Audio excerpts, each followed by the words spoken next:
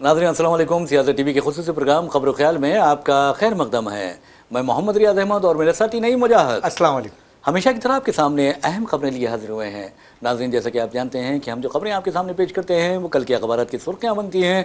न सिर्फ सुर्खियाँ बनती हैं बल्कि उन खबरों को इलेक्ट्रॉनिक मीडिया गैर मामूली अंदाज में नशर करता है। इसी तरह सोशल मीडिया पर ये खबरें वायरल होती हैं। बहरहाल नाज़रीन, जहाँ तक खबरों का सवाल है तो आप अच्छी तरह जानते हैं कि हमारी पड़ोसी रियासत कर्नाटक में आप देखेंगे कि hate speech and hate crime prevention bill मंजूर किया गया और गवर्नर को भी भेजा गया। और अब आपको बता दें कि रियासत तेलंगाना में भी इसी तरह का बिल मानसून इजलास में पेश किया जाने वाला है। लेकिन सवाल ये पैदा होता है कि कर्नाटक के गवर्नर ने उस बिल को अभी तक मंजूरी नहीं दी है। क्या फिर तेलंगाना के गवर्नर उस बिल को मंजूरी देंगे? क्योंकि अगर आप कर्नाटक की बात करते हैं तो वहाँ पर कांग्रेस की हुकूमत है, और फिर अगर तेलंगाना की बात करते हैं तो यहाँ पर भी कांग्रेस की हुकूमत है। लेकिन जो गवर्नर है उसे नामजद किया गया है बीजेपी की जानिब से, और बीजेपी कायदीन हैं जिन्हें गवर्नर बनाकर भेजा गया है। अब सवाल ये पैदा होता है कि क्या गवर्नर्स इस बिल को मंजूरी देंगे जो बीजेपी के उसूलों के खिलाफ है, जबकि बीजेपी यानी रियासत तेलंगाना की बीजेपी ने वाज़े तौर पर ऐलान कर दिया है आज कि वो असेंबली में इस बिल की मुखालिफत करेगी। लेकिन एक बात ज़रूर है, जो जराइम होते हैं ख़ास तौर पर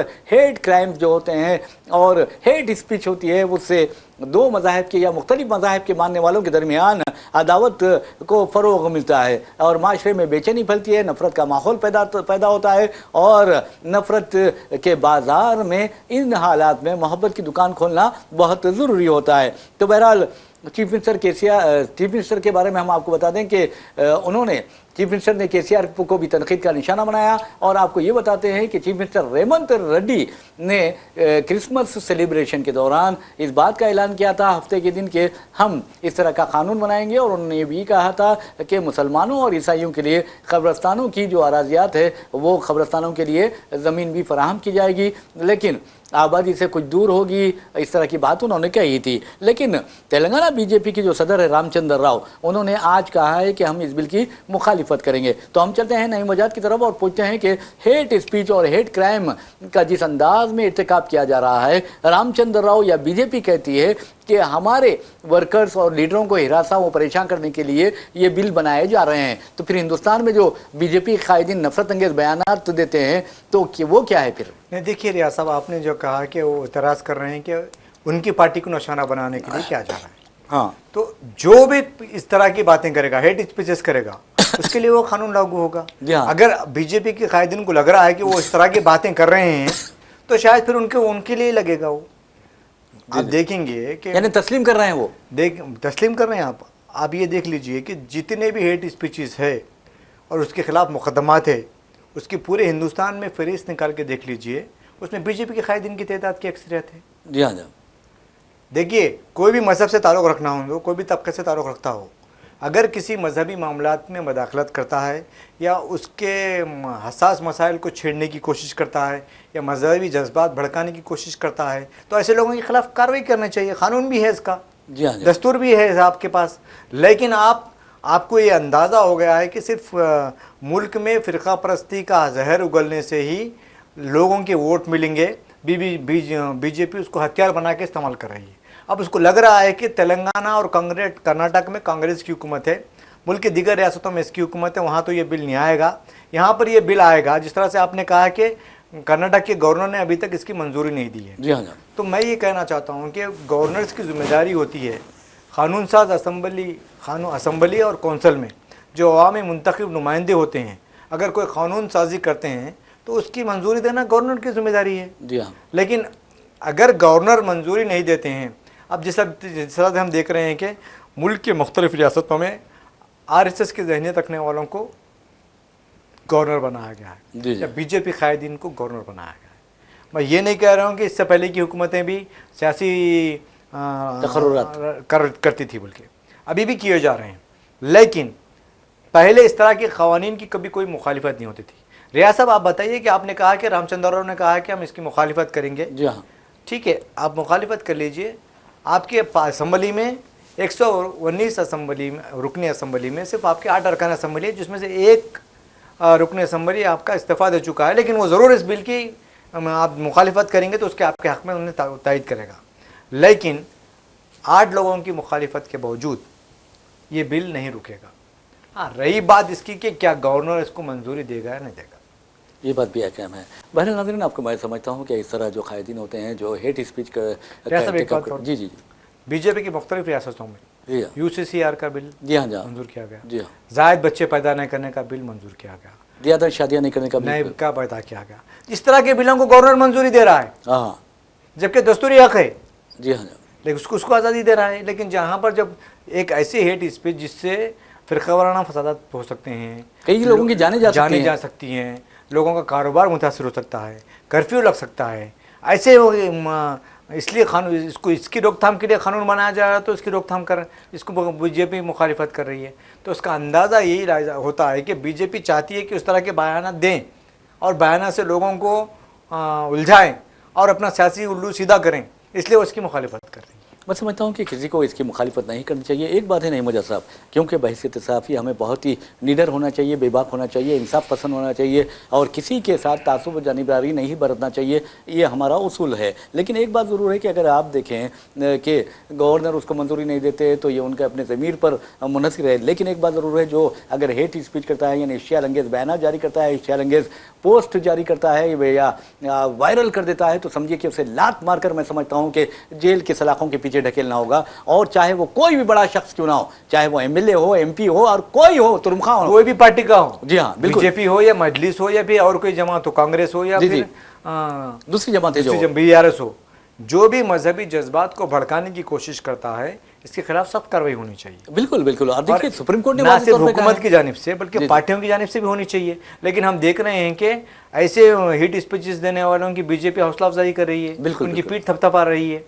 अगर इस तरह का माहौल चलता रहेगा तो फिर आप बताइए कि दस्तूर कहाँ जाएगा। अरे अब आप अंदाज़ा कीजिए कि एक मरकज़ी वज़ीर अब जो चीख रहा था, मैं अभी की बात नहीं कर रहा हूँ, पहले की बात कर रहा हूँ, वो कह रहा था देश के गद्दारों को डैश को गोली मारो, डैश को। तो ये कितनी शर्म की बात है, एक मरकज़ी वज़ीर है इस तरह की ज़बान व बयान इस्तेमाल करता है। अब हाल में गिरिराज सिंह आप देखेंगे बिहार से जिसका ताल्लुक है, वो कहता है भाड़ में जाए, तो क्या वो इस तरह की ज़बान इस्तेमाल कर सकता है?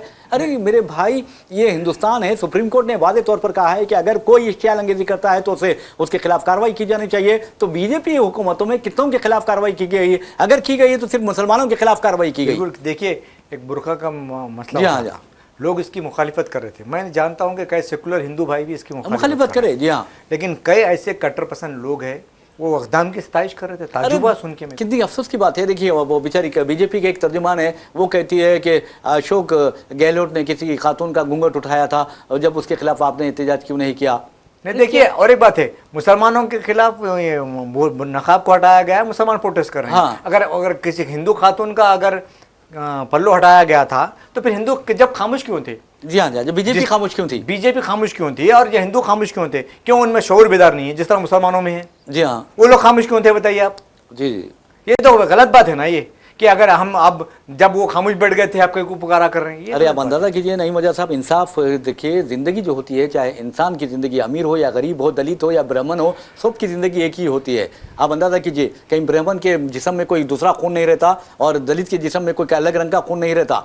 तमाम इंसानों के जो आज़ा होते हैं एक ही होते हैं, तमाम इंसानों के आज़ा के जो फंक्शंस होते हैं वो भी एक ही होते हैं। आप इंसानों को ज़ात पात में क्यों बांटते हो? अब अंदाज़ा कीजिए कि एक मासूम बच्चा 11 साल का बच्चा है और उसका कत्ल इस बात से कर दिया जाता है कि वो अपने ब्राह्मण उस्ताद का जो घड़ा होता है पानी, उसमें से पानी पी लेता है। तो कितनी शर्म की बात है। किस बीजेपी लीडर ने आवाज़ उठाई? किस बीजेपी लीडर ने एहतजाज किया? मुल्क के मुख्तलिफ रियासतों में जी जी हम देख रहे हैं कि मुसलमानों को जय श्री राम बोलने नहीं बोले तो मारपीट जा रहा है। हाँ, तो कौन है भैया? मेरा मजहब मेरे साथ, तेरा मजहब तेरे साथ, तो क्यों ऐसा करता है? क्या हमने कभी जाके किसी हिंदू को जबरदस्ती किया है कि तुम अल्लाह? किसी ने नहीं किया। इस्लाम कबूल कर, किसी ने नहीं किया। लेकिन मुसलमानों के खिलाफ मुनज़्ज़म साजिश के तहत जो कार्रवाई की जा रही है, अगर उसके खिलाफ कानून बनता है तो हम उसका खैर मकदम करेंगे, बिल्कुल करना भी चाहिए, कम करेंगे हम। अरे भाई, तुम किसी मजहब को अगर बुरा बोलेंगे तो कितनी बुरी बात है। क्या किसी मुसलमान ने आज तक किसी मजहब को बुरा बोला है? नहीं कहा। रियाज साहब, मैं देख रहा हूँ गुज़िश्ता जब से बीजेपी मरकज़ में आई है जी जी, उससे चंद दिन पहले का निकाल के देख लीजिए, 2010 से इस तरह का माहौल पैदा किया गया है सिर्फ और सिर्फ सियासी मफादात की खातिर, सियासी फ़ायदा उठाने की खातिर मुसलमानों को बलि का बकरा बनाया जा रहा है, मुख्तलिफ मुकद्दमों में ढांचा जा रहा है, उनके घरों को बुलडोज़र से तोड़ा जा रहा है, मसाजिदों को तोड़ा जा रहा है, दरगाहों को तोड़ा जा रहा है। मैं इस तरह का माहौल कभी नहीं देखा था। जी जी, बहुत अफसोस की बात है।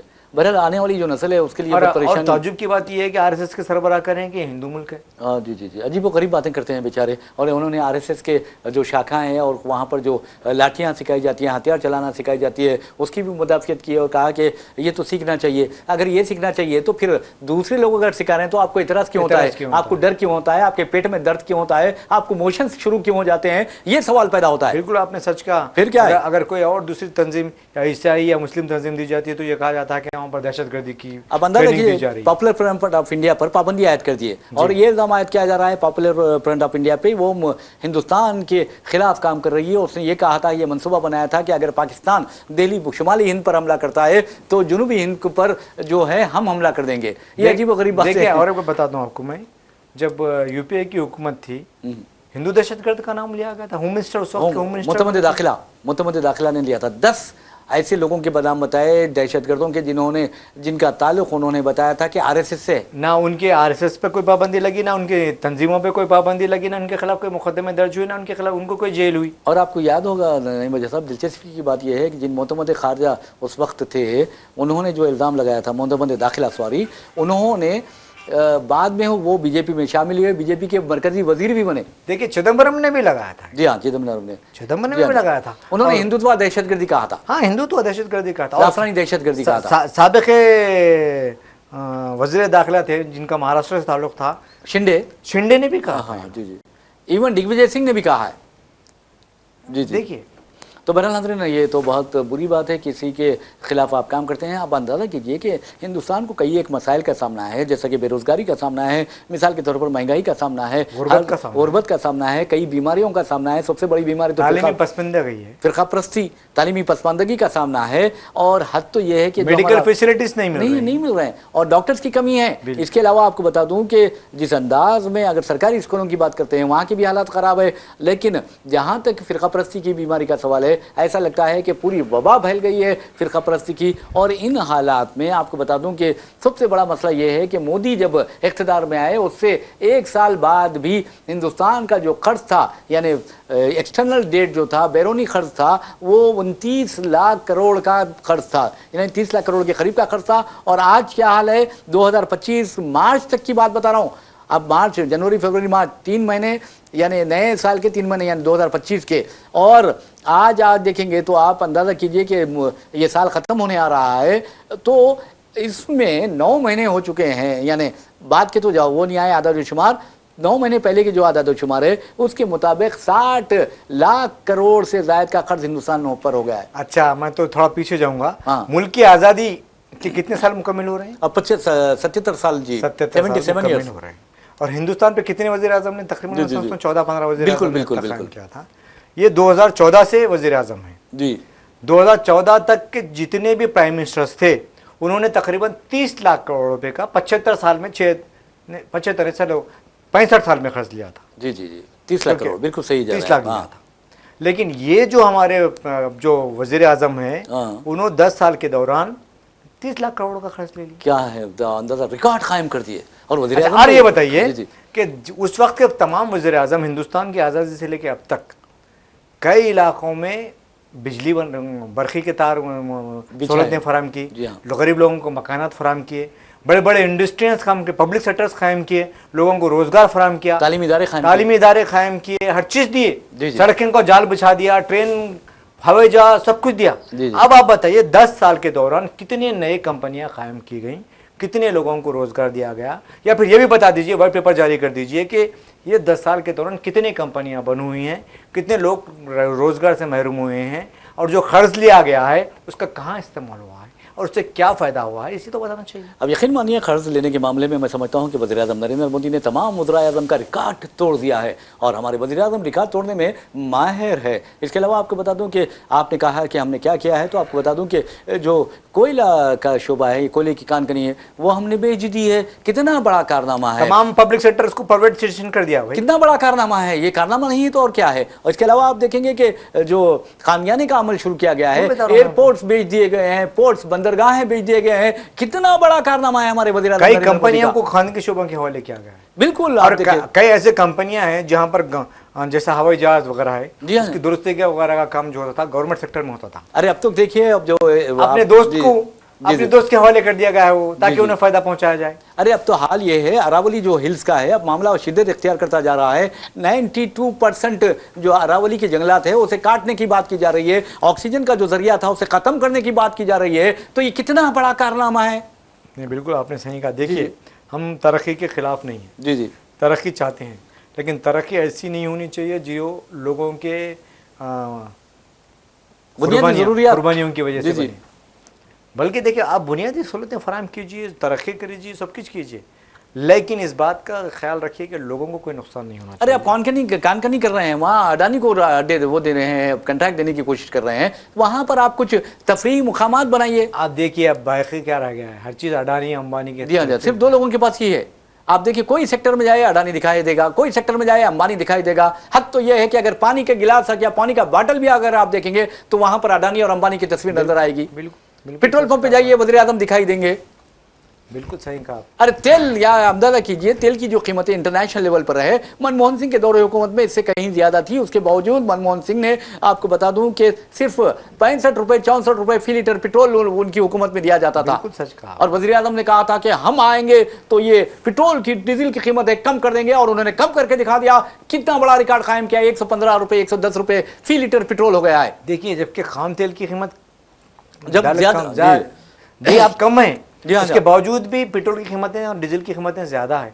इस पर गौर करने की जरूरत है। अब और एक बात रियाज साहब, जब तक लोगों में शोर बेदार नहीं होता, ये लोग नफ़रत का जहर फैलाते हुए नौजवान नस्ल को अफीम दे के सुला रहे हैं, मजहबी अफीम दे रहे हैं ये। मजहबी अफीम। लेकिन इनसे पूछना चाहिए कि अगर अब ये और एक मजाक ये हो गया, दिलचस्पी नहीं है बल्कि मजाक की बात है, मजाक का खैज बात है कि आपसे अगर पूछा जाता है कि भाई आप क्या कर रहे हैं, मंदिर मस्जिद कर रहे हैं, बोले तो आप सॉरी आपके खर्चा बढ़ रहा है, आपकी महंगाई बढ़ रही है, आपकी बेरोजगारी बढ़ रही है, हिंदुस्तान का नाम बदनाम हो रहा है, एक्सटर्नल अफेयर्स की जो मिनिस्ट्री है उसकी जो कारकर्दगी है बहुत ही ख़राब है, अब फॉरेन रिलेशन तबाह हो चुके हैं। तो ये क्या कहते हैं, हिंदू मुस्लिम मंदिर मस्जिद।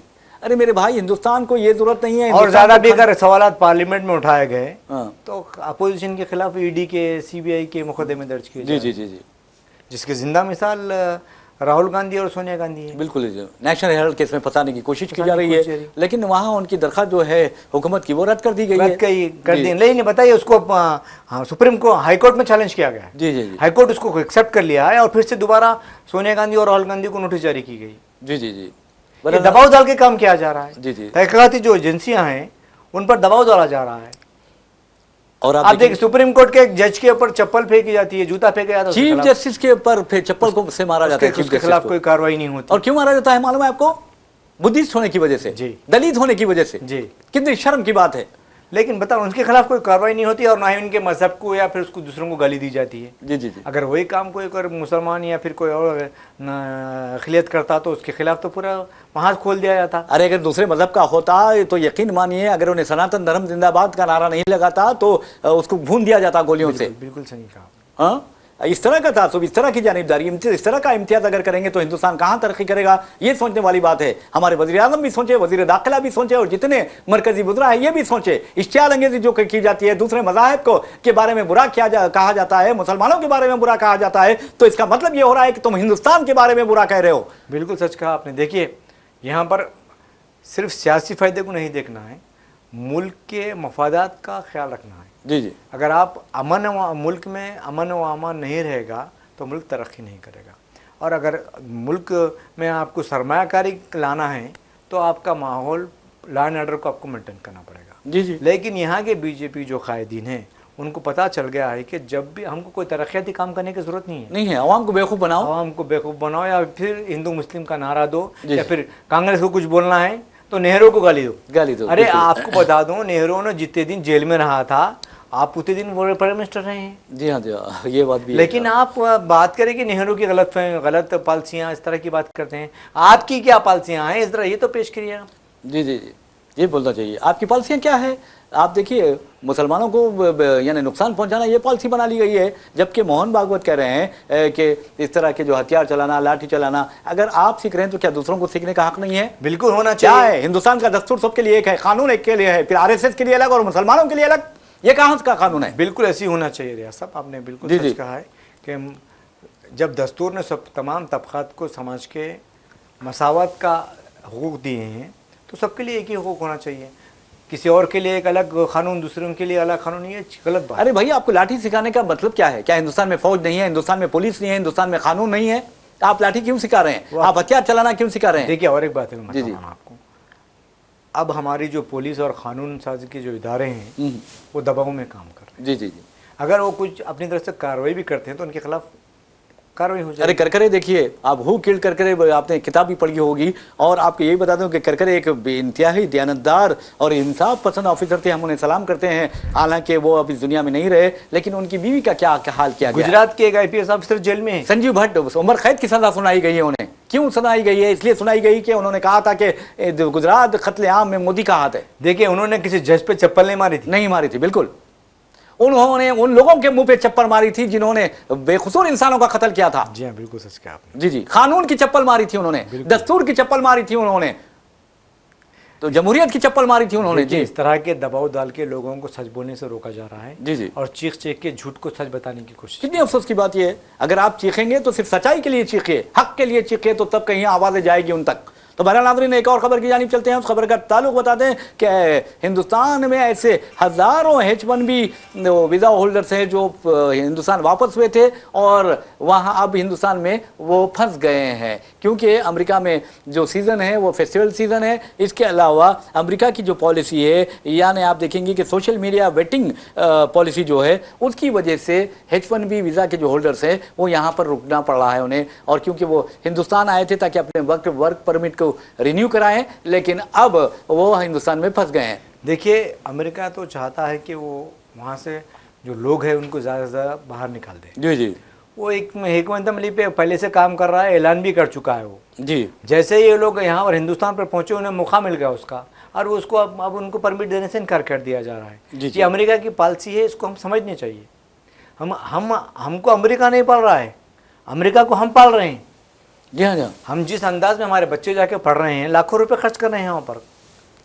और नहीं, मुझे साहब आपको बता दूं, कई लॉ फर्म्स के बयानात मंजर आम पर आए हैं जिसमें उन्होंने कहा कि हज़ारों की तादाद में उनके क्लाइंट्स जो हैं हिंदुस्तान में फंसे हुए हैं, क्योंकि आप देखेंगे कि 15 से लेकर 26 दिसंबर तक वहाँ पर फेस्टिवल सीज़न मनाया जाता है, क्रिसमस है, और क्रिसमस बहुत बड़े पैमाने पर मनाया जाता है, दुनिया के कोने कोने में मनाया जाता है। उसी तरह जिस तरह रमज़ानुल मुबारक दुनिया के कोने कोने में मनाया जाता है। और ये भी कहा जा रहा है कि US डिपार्टमेंट की जो नई सोशल मीडिया वेटिंग पॉलिसी है की वजह से ये लोग मुतासिर हो रहे हैं। अब सब लोग परेशान हैं कि आखिर इसका क्या हल निकाला जाए। वैसे भी आपने देखा कि H1B वीज़ा के नए जो यानी अगर जो नया लोग हैं जो H1B वीज़ा हासिल करेंगे उनके लिए $85,000 फ़ीस मुकर्रर की गई है, जबकि ये फ़ीस $3,000 से लेकर $5,000 हुआ करती थी। जी, क्योंकि इसमें इजाफा इसलिए किया गया है कि लोग इस वीज़ा के तहत अमेरिका ना पहुँचे। जी जी, ये पाबंदियाँ आयद कर दी जा रही हैं। और आप देखेंगे कि वहाँ से अमेरिका से जो खबरें आ रही है उसमें वाज़ेह तौर पर बताया गया है कि गूगल है या फिर आप एप्पल वगैरह है, वो अपने मुलाजिमिन से कह रहे हैं कि आप हिंदुस्तान वापस ना जाएं, फिर वापस आने में मुश्किल होगी। नहीं बिल्कुल, देखिए जब हम देख रहे हैं कि यहाँ जो आ गए थे लोग परेशान हैं, तो फिर वहाँ लोगों को एक मशवरा दिया जा रहा है कि अब जाके आप भी मत परेशान हो। जी जी, सही मशवरा दिया जा रहा है वो। जी जी जी। बहरहाल अब एक और ख़बर की जानिब चलते हैं। उस खबर का ताल्लुक हमारी ट्रैफिक पुलिस से है या ट्रैफिक से है। आप अंदाज़ा कर सकते हैं कि हैदराबाद जो शहर है, आपने देखा कि कुली कुतुब शाह ने जब ये शहर कायम किया था उस वक्त उन्होंने अल्लाह से दुआ की थी कि मेरे शहर को लोगों से मामूर कर, और उनकी दुआ वो इस कदर कबूल हुई है कि आज हैदराबाद आप देखेंगे कि 4 शहरों तक वसत इख्तियार कर गया है। साइबर सिटी को देखेंगे वो हैदराबाद का हिस्सा है, अगर आप देखेंगे रचाकुंडे को देखें वो हैदराबाद का हिस्सा है, आप वसत करता हुआ हैदराबाद को देखें तो साइबराबाद को देखेंगे, और यहाँ तक कि फ्यूचर सिटी जो बन रही है वो भी हैदराबाद का हिस्सा है। तो आप अंदाज़ा कीजिए कि ये शहर किस कदर यानी आबादी बढ़ती गई है और ये शहर वसत इख्तियार करता जा रहा है। ऐसे में ट्रैफिक पुलिस के लिए भी कई एक मुश्किलात हो रही हैं। मिसाल के तौर पर ट्रैफिक का जो बहाव है, ट्रैफिक फ़्लो है, वो बहुत ज़्यादा गाड़ियाँ होने की वजह से बहुत खलल पैदा रहा है उसमें, और पुलिस ने वीकेंड पर एक स्पेशल ड्राइव चलाती है। पुलिस लोगों को ये देखती है कि आया वो हालत नशा में तो गाड़ी नहीं चला रहे हैं। तो ये वीकेंड पर जो हुआ, वीकेंड पर 403 केसेस हैदराबाद में डिटेक्ट किए गए हैं और जबकि 409 साइबराबाद में किए गए हैं और इनको गिरफ्तार भी कर लिया गया है जो हालत नशा में गाड़ी चला रहे हैं। एक तो ये खुद अपनी ज़िंदगी को खतरे में डाल रहे हैं और दूसरे जो लोग हैं उनकी ज़िंदगियों को भी खतरे में डाल रहे हैं। देखिए, मैं ये कहना चाहता हूँ कि बिल्कुल आपने सच कहा है कि वो खुद अपने साथ साथ दूसरों की ज़िंदगियों को खतरा डाल रहे हैं। हुकूमत को, पुलिस को भी इसका एहसास है और पुलिस ऐसे लोगों के खिलाफ ड्रंक एंड ड्राइव की कार्रवाई कर रही है। जी जी, सबसे अच्छा है आप शराब पर पाबंदी आयद कर दो ना। जी हाँ, वो नहीं करते आप जो, वो क्यों करेंगे? जी जी, अगर वो उस पर पाबंदी आयद कर दी जाती है तो कोई पिएगा नहीं, कोई रोडों पे आपको पुलिस को ठहरा करके वीकेंड पे आपको तलाशी में ये ड्रंक एंड ड्राइव की मुहिम की जरूरत ही नहीं पड़ेगी। वही पुलिस वालों को दूसरी जगह काम पे ले सकते हैं आप। जी जी, आपने अच्छा कहा है, कोई पिएगा नहीं। मैं कहता हूँ कोई शराबी पिएगा नहीं तो जिएगा नहीं। नहीं, हुकूमत जिएगी नहीं, क्योंकि सबसे ज़्यादा जो आमदनी है हुकूमत को शराब से हासिल होती है। मैं समझता हूँ तकरीबन 40,000 करोड़ रुपये सालाना। कोई मामूली बात है क्या? देखिए आप, शराब से आ रही है। जी जी, एक तरफ आप कह रहे हैं कि शराब पीजिए, दूसरी तरफ आप शराब के दुकानों में इजाफा किया जा रहे हैं और आप ये कह रहे हैं कि बेल्ट शॉप भी लगाए जा रहे हैं जो गैर कानूनी है। फिर उसके बाद ये कह रहे हैं कि आप पी के गाड़ी ना चलाएं। पहले तो आप खाली ये कैसा है, पहले तो जैसे हम देख रहे हैं कि cigarette smoking is injurious to health बोल के, जी जी, लेकिन मत पियो बोल के नहीं बोल रहे। जी हाँ, खाली सिर्फ इंतबा दिया जा रहा है, लेकिन आप जितने पीते पीजिए। जी हाँ, ये शराब का इस तरह के ऐसा ही है ये भी। जी जी, अगर आपको लोगों की सेहत के बारे में कुछ दिलचस्पी है, संजीदा है आप, तो आप बैन कर दीजिए उसके ऊपर, लोग पियेंगे नहीं। जी जी, लेकिन आप पिला रहे हैं भी, फिर पिलाने पे अलग पैसे दे के वो अलग पी रहे हैं, वो पैसा अलग खर्च कर रहे हैं। फिर आप पकड़े जाने के बाद फिर उनसे अलग जुर्माने ले रहे हैं, फिर उन्हें पुलिस में उनके खिलाफ मुकदमे दर्ज कर रहे हैं, उन्हें जेल भी भेज रहे हैं।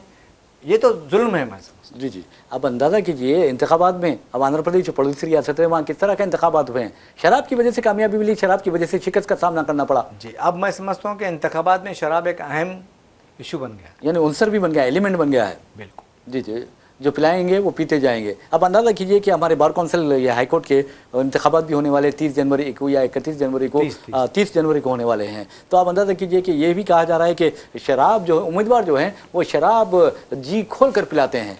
देखिए, अभी हमारे पास ग्राम पंचायत के इंतखाबात हुए हैं। जी हाँ, बताया जा रहा है, अंदाज़ा लगाए जा रहे हैं कि वो इंतखाबात के लिए 11,000 करोड़ रुपये खर्च हुए हैं। खाली पंचायत इंतखाबात, ग्राम पंचायत। जी जी, लोगों ने दिल खोल के शराब पिलाया है। खवातीन को साड़ियों के साथ दूसरे तोहफे भी पेश किए गए हैं। तो ये आजकल इंतखाबात जब भी आते हैं लोग ये समझते हैं कि चलो कमाने का एक मौका मिल गया है। तो जैसी प्रजा वैसा राजा, क्या हिसाब हो गया है। बहरहाल नाज़रीन, आपको बता दें कि जहाँ तक यहाँ पर शराब नोशी का सवाल है तो पुलिस तो अच्छा काम कर रही है, लेकिन ख़ास तौर पर जो ड्रग्स या माफिया है उसका भी पता चला कर हैदराबाद को मंशियात से पाक करना ज़रूरी है। बहुत इंतहाई ज़रूरी है। सबसे पहले ऐसी चीज़ों पर तवज्जो देनी चाहिए। अब देखिए, क्योंकि जो ये मंशियात है वो अब सिर्फ क्लब तक महदूद नहीं रह गए हैं। जी जी, स्कूल तक उसकी जड़ें पहुंच गई। और देखिए, अरब ममालिक में जहाँ तक सवाल है वहाँ तो अगर कोई मंशियात के साथ गिरफ्तार होता है तो उसे सजाए मौत सुना दी जाती है और सख्त सजाएं दी जाती है। आप बताइए, दुबई का हम कानून की बात करते हैं। जी हाँ, रात के 2 बजे भी खातून तनहा जा सकती है, बिल्कुल जा सकती है। उसकी वजह क्या है? अच्छा, और एक बात भी ये देखिए कि आप वहाँ पर ट्रैफिक जो रूल्स को जो फॉलो किया जाता है। जी हाँ, उसकी वजह क्या है? जी, डिसिप्लिन है वहाँ पर, करप्शन नहीं है वहाँ पर। अगर आप ट्रैफिक वायलेशन की मुखालिफत खिलाफ वर्जी करेंगे तो आपको 2 लाख से 8 लाख 10 लाख तक जुर्माना है। यहाँ पर आपको 100 रुपये दिए तो छोड़ दिया जाता है आपको। अगर इस तरह का लोगों में खौफ आ जाता है, जी जी, 2 लाख रुपए का आपको चालान बनना पड़ेगा, तो कौन हिम्मत करेगा जाने की, बताइए आप। जी जी, ये बात भी सही है, लेकिन ये लोग शर्माते हैं। इस्लामी क़ानून कहते ही दर्द, इस्लाम के नाम से इस कदर ये लोग तासुब में मुब्तला हो जाते हैं, जबकि कई ऐसे क़वानीन हैं। आप देखिए, रेपिस्ट को जो सज़ा दी जाती है, इस्लामी सज़ा, अगर यहाँ इतला कर दिया जाए तो मैं समझता हूँ कि रेप हो ही नहीं सकते। चोर को जो सज़ाएँ दी जाती है और ट्रैफिक वायलेटर्स को जो सज़ा दी जाती है और ख़वातीन पर जो जिनसी तशद्दुद करते हैं या हमला करते हैं, ख़वातीन इस्मत रिज़ी के जो वाक़यात पेश आते हैं, वहाँ पर किस कदर सख्त क़वानीन है। बिल्कुल सच, 0 क्राइम रेट है साहब दुबई में। बिल्कुल सही कहा आपने, सबको मालूम है। जी जी, हिंदुस्तान की गवर्नमेंट को मालूम है, पुलिस को भी मालूम है, लेकिन यहाँ पर क़वानीन नहीं, जमहूरियत है। लेकिन एक बात है नहीं मजा साहब, अगर खेल की बात हम करते हैं या क्रिकेट की बात करते हैं तो ये जो खेल होते हैं दिलों को जोड़ते हैं, मुख्तलिफ ममालिक मुख्तलिफ अक़वाम को जोड़ते हैं खेल। और लेकिन अफसोस की बात यह है कि हिंदुस्तान और पाकिस्तान का जब मामला यानी क्रिकेट के मामला हो या फुटबॉल का या हॉकी का किसी की चीज़ का भी मामला हो जब आता है तो यहाँ पर ऐसा लगता है कि नफ़रत के जो सौदागर हैं वो अपने यानी तिजारत में या सौदागरी में बहुत ज़्यादा इजाफा कर लेते हैं। अब हाल ही में देखिए कि किस तरह 2-3 दिन की बात बता रहा हूँ मैं, किस तरह पाकिस्तान ने एशिया कप अंडर 19 कल जी हाँ मिला है कल तो अंडर 19 क्रिकेट टूर्नामेंट के फाइनल में हिंदुस्तान को शिकस्त दी। अब देखिए एक ज़मीर होता है, आप एक यानी अगर आप में शर्म व हया हो या आप में आप बाज़मीर हो और आप कमज़रफ़ी ना हो, आप में ज़र्फ़ हो, तो आप ऐसी कामयाबियों पर खुश होते हैं और किसी को तनक़ीद का निशाना नहीं बनाते। अब पाकिस्तान ने इस फाइनल में आपको बता दूं कि बहुत गैर मामूली कामयाबी हासिल की। अगर आप स्पोर्ट्स की स्पिरिट से देखें तो बहुत अच्छी कामयाबी है, तकरीबन 191 रन से हिंदुस्तान को शिकस्त दी, इसमें कोई शक नहीं है। जो टीम अच्छा खेलेगी वो जीत जाएगी। हमारी टीम अच्छा नहीं खेली इसलिए हार गई। हालांकि ग्रुप मैच में वही टीम इन अंडर 90 या कि अंडर 19 की जो इंडिया टीम थी उसने पाकिस्तान को शिकस्त दी थी। अब आप अंदाजा लगाइए वहाँ के वज़ीर आज़म वो चीख रहे हैं, वो चिल्ला रहे हैं कि पाकिस्तान ने हिंदुस्तान को हरा दिया और मैं अपनी जानिब से हुकूमत की जानिब से 1 करोड़ रुपया खिलाड़ियों को दूंगा। तो आप अंदाज़ा कीजिए कि आपके पास ये मौका जो आता है खिलाड़ियों को इनाम देने का कभी कभार आता है। हिंदुस्तान में तो हमारी टीम इंडिया अक्सर ये मौका ले हासिल करती है। रियासत मैं ये कहना चाहता हूँ कि अगर वज़ीर आज़म ने अंडर 19 टीम के लिए 1 करोड़ रुपए का ऐलान किया है पाकिस्तान का, फिक्र से अच्छी बात है, ठीक है ना भाई। लेकिन आप हिंदुस्तान को बता रहे हैं भारत को शर्मनाक शिकस्त दी। देखिए और एक बात है, आप सुनो जी जी, जब एशिया कप इंडिया जीती थी, ये अलग बात है इंडिया ने एशिया कप पाकिस्तान को हरा के जीत लिया, लेकिन हिंदुस्तान की टीम ने जो एशिया कप के चेयरमैन है पाकिस्तान के वजीर दाखिला है जी मोहसिन नकवी, उनके हाथ से कप लेने से इनकार कर दिया। जी जी, तो वो बगैर हिंदुस्तान को कप दिए जीतने के बावजूद अपने साथ कप लेके चले गए। जी जी, जब भी हंगामा हुआ जी, जब हमने भी हमारी टीम के लिए इनामात की बरसात की है। नहीं देखिए इनामात की बरसात कीजिए, लेकिन किसी मुल्क को बुरा क्यों कहते हो? खेल है, हार जीत तो लगी रहती है। अब इंडिया अब देखिए ये खत्म हो गया है, हिंदुस्तान और पाकिस्तान के दरमियान कभी मैच नहीं हिंदुस्तान में नहीं होगा और नहीं पाकिस्तान में होगा। जी हाँ, जहाँ पे भी अब ये बैनुल-अक़वामी सतह पर मैचेस होंगे। अब नेक्स्ट ईयर हमारे पास वर्ल्ड कप हो रहा है। जी हाँ, दुबई में खेलेंगे ये मैच, इंडिया पाकिस्तान का मैच श्रीलंका में खेला। जी जी, तो बहरहाल नाज़रीन आपको बता दूं कि खेल को खेल की तरह रखना चाहिए। और वैसे भी आपको बता दूं कि अंडर 19 एशिया कप में पाकिस्तान ने फाइनल में हिंदुस्तान को 191 रन से शिकस्त दी। और एक खिलाड़ी है पाकिस्तान के बहुत अच्छा खेला, उन्होंने बैटर हैं, ओपनर बैटर, और समीर मिन्हास उनका नाम है। 172 रन उन्होंने बनाए। जी हाँ, अच्छा कारनामा है। देखिए नौजवान बच्चों की हौसला अफजाई कीजिए नहीं। जी हाँ जी हाँ, चाहे कोई भी मुल्क खेल किसी मजहब से ताल्लुक़ नहीं रखता और नहीं उसको मजहब की नज़र से देखने की ज़रूरत है। बिल्कुल खेल होता है। आजकल ये बच्चा, अगर ये बच्चा जिसका आपने नाम लिया है 171 रन मारा है तो अच्छी बात है। जी जी जी, हमारे पास भी है एक बहुत सूर्यवंशी है, यही हाँ, फर्स्ट मैच में उन्होंने किसी के खिलाफ, दुबई की टीम थी या फिर कोई और टीम थी,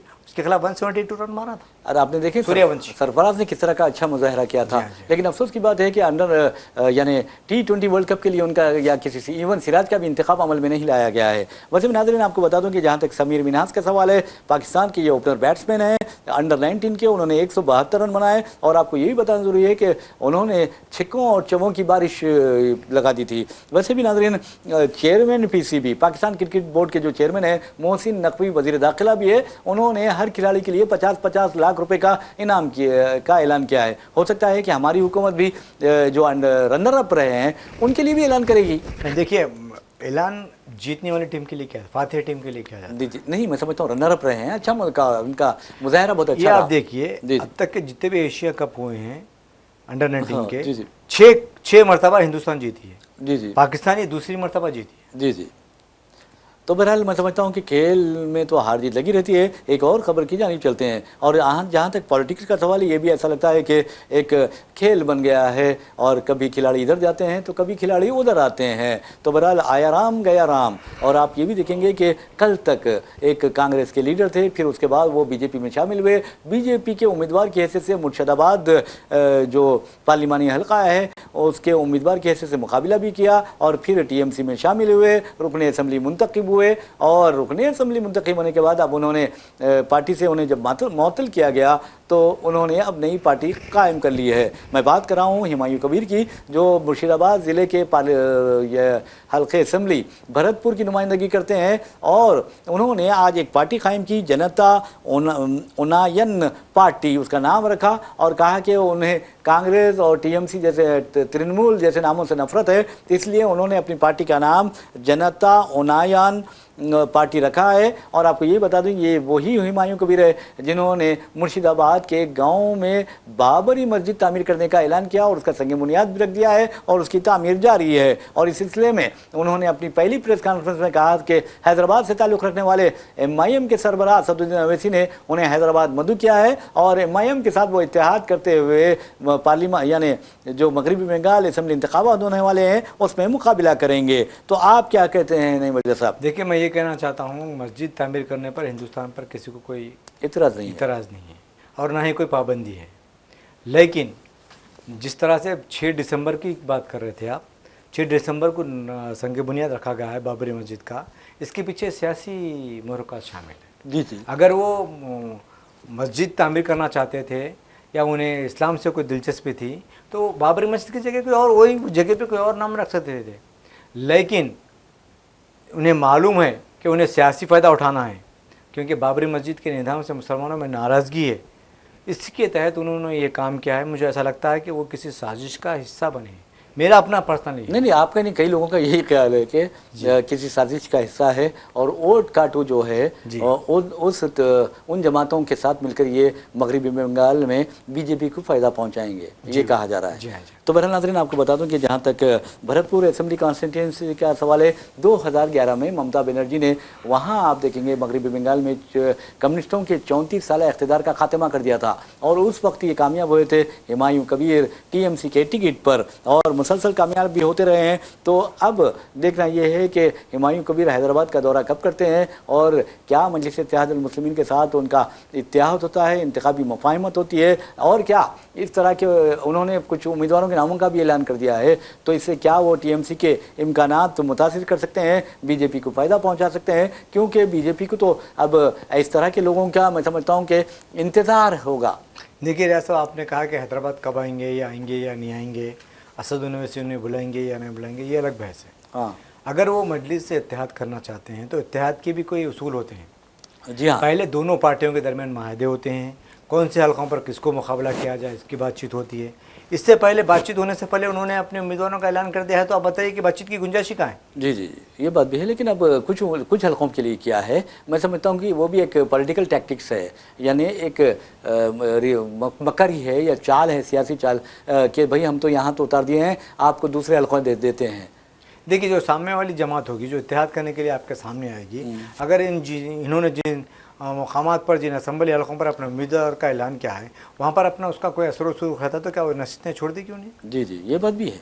जी जी, तो बहरहाल नाज़रीन, आपको याद दिला दूँ कि असदुद्दीन ओवैसी ने इससे पहले भी कोशिश की थी कि वहाँ अपने उम्मीदवारों को मैदान में उतारे, और उन्होंने एक दरगाह के सज्जादे से भी मुलाकात की थी, और ये कहा जा रहा था कि ज़बरदस्त इत्तेहाद होगा, लेकिन इत्तेहाद नहीं हो सका, और फिर TMC ने बीजेपी को शर्मनाक शिकस्त से दो चार कर दिया। हालांकि TMC के खिलाफ बीजेपी पर इल्ज़ाम है कि उसने सरकारी मिशनरी, मरकज़ी सरकारी मिशनरी, इलेक्शन कमीशन और दूसरे निफाज कानून की एजेंसियों को इस्तेमाल किया, उसके बावजूद भी उसे कामयाबी नहीं मिली। अब देखना यह है कि क्या वोट कटाव काटू जो जमातें हैं, अगर वो उन्हें मैदान में उतारती है तो बीजेपी को कुछ फ़ायदा पहुंचता है, ये सोचने वाली बात है। लेकिन एक बात ज़रूर है कि पहले से ही इलेक्शन कमीशन बदनाम हो चुका है, और ख़ास तौर पर chief election commissioner Gyanesh Kumar तो बहुत ज़्यादा बदनाम हुए हैं। और अब देखना यह है कि मगरबी बंगाल में क्या गुल खिलाया जाता है और कौन कामयाब होता है। लेकिन एक बात ज़रूर है कि ममता बनर्जी के सामने मोदी टिक नहीं सकते, ये ज़रूर कहा जाता है, क्योंकि दोनों की शख्सियतों में ज़मीन आसमान का फ़र्क है, दोनों की काबिलियत में, दोनों की सलाहियत में, दोनों के फ़न में ज़मीन और आसमान का फ़र्क पाया जाता है। ये अलग बात है कि मोदी जो तकरीर करते हैं वो सतही होती है, और ममता बनर्जी तो तकरीर करती है वो आवाम के नफ्स को अच्छी तरह पहचानती है, ये देखा जा रहा है। लेकिन एक बात ज़रूर है कि फ़िल वक्त फ़िरका परस्ती अपने उरूज पर है, और क्या फ़िरका परस्ती का कार्ड वहाँ खेला जाएगा, क्या वहाँ पर मंदिर मस्जिद किया जाएगा, क्या वहाँ पर SIR के ज़रिए मुसलमानों के नामों को बहुत बड़ी तादाद में हज़फ किया जाएगा। वैसे भी मगरबी बंगाल में फ़िल वक्त 58 लाख से ज़ायद ऐसे लोगों की शिनाख्त की गई है जिनके नाम भी हज़फ कर दिए गए हैं। देखिए आप ये क्यों समझ रहे हैं कि हिंदू मुस्लिम नहीं होगा वहाँ पर? जी। हिंदू मुस्लिम होगा, बांग्लादेशियों को बात होगी। हम्म। हमारे वज़ीर आज़म तो बांग्लादेश के साबिक़ वज़ीर आज़म को हिंदुस्तान में पनाह देते हैं, लेकिन जो बांग्लादेश से कोई अगर वहाँ पर आके रहें तो उनकी मुखालिफत कर रहे हैं। जी जी। समझ में नहीं आना है। और मैं समझता हूँ कि ये जो सियासी माहौल है उसमें तमाम सियासी जमातों को सेकुलर वोटों को तकसीम होने से बचाना चाहिए। बिल्कुल अच्छा मैसेज है, मैं समझता हूँ कि ये प्लेटफॉर्म से हम अच्छा मैसेज दे सकते हैं। वैसे भी आप देखिए नहीं मौजूद साहब, जहाँ तक हैदराबाद फ़र्क़ंद बुनियाद का सवाल है, हैदराबाद अमन मोहब्बत का, प्यार और मोहब्बत का शहर और पुरअमन शहर समझा जाता है, लेकिन हालिया महीनों में ये देखा गया है कि यहाँ पर मुसलसल यानी हर आए रोज़ कहीं ना कहीं कत्ल की वारदात पेश आ रही है। कल भी एक वाक़या पेश आया, रात देर गए दोस्तों ने अपने एक दोस्त को छुरा घूम दिया और ये कहा गया है कि किसी लड़की के मसले पर ये वाक़या हुआ है।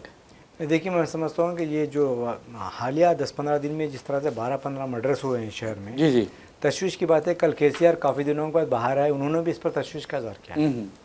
तो पहले सबसे पहले पुलिस की और हुकूमत की जिम्मेदारी है कि लैंड ऑर्डर पर सख्ती से अमलवारी की जाए और ऐसे लोगों पर नज़र रखी जाए जो इस तरह के वाक़यात में मुलविस हो रहे हैं। जी जी, बिल्कुल आपने सही किया। और इसी सही बात के साथ हम अपना प्रोग्राम खबरों ख्याल अख्ताम को पहुंचाते हैं। अपने मेज़बान मोहम्मद रियाज अहमद और मेरे साथी नईम वजाहत को इजाज़त दीजिए। इंशाल्लाह फिर मुलाकात होगी, फिर बात होगी। तब तक के लिए अल्लाह हाफ़िज़। अल्लाह हाफिज़।